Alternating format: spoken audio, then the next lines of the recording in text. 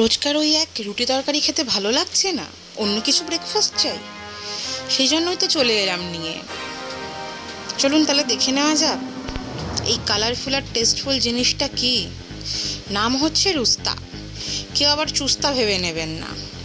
চলুন, বাড়িতে আটা মাখা থাকলে রুটি বেলে একটু মোটা মোটা করে একটা বোতলের ঢাকনার সাহায্যে এরকম গোল গোল করে কেটে নেব।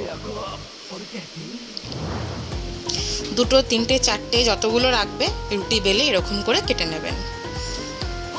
এবার কাটা হয়ে গেলে ওই এক একটা টুকরোকে নিন, হাতের সাহায্যে হাফটা মুড়ুন আর হাফ মুখটা খোলা রাখুন।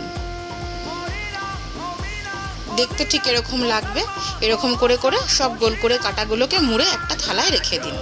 এবার একটা কড়াইতে সাদা তেল আর নুন দিয়ে জলটা ফুটে উঠলে এগুলো দিয়ে 5 মিনিট হাই ফ্লেমে ফুটিয়ে নেব।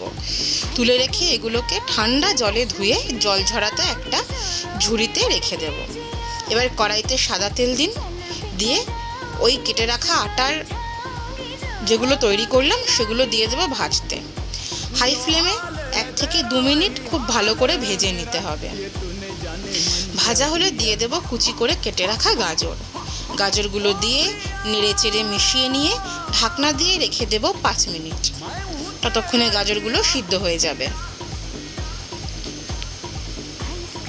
ঢাকনা খুলে একবার ভালো করে নেড়ে চেড়ে নিয়ে 2 কোয়া রসুন ছোট ছোট কুচি করে কেটে দিয়ে দেব।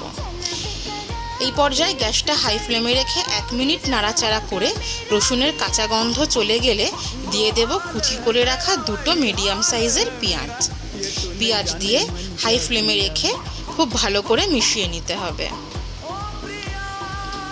আবারও ঢাকনা দিয়ে রেখে দেব 1 থেকে 2 মিনিট।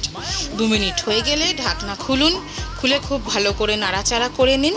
দিয়ে দেব স্বাদ মতো নুন, সামান্য কয়েকটা দানা চিনি আর 2 চামচ অরিগ্যানো। গ্যাসটাকে হাই ফ্লেমে রেখে এই মশলাগুলো মিশিয়ে নিতে হবে। রান্না প্রায় আমাদের কমপ্লিট। এবারে 2 চামচ পরিমাণ টমেটো সস দিয়ে দিন। দিয়ে হাই ফ্লেমে 1 থেকে 2 মিনিট নাড়াচাড়া করে নিলেই তৈরি আমাদের এই রুটি দিয়ে তৈরি পাস্তা, তাই নাম দিয়েছি রুস্তা। একঘেয়ে রুটি তরকারি খেতে ভালো না লাগলে এটা বানিয়ে খেতে পারেন।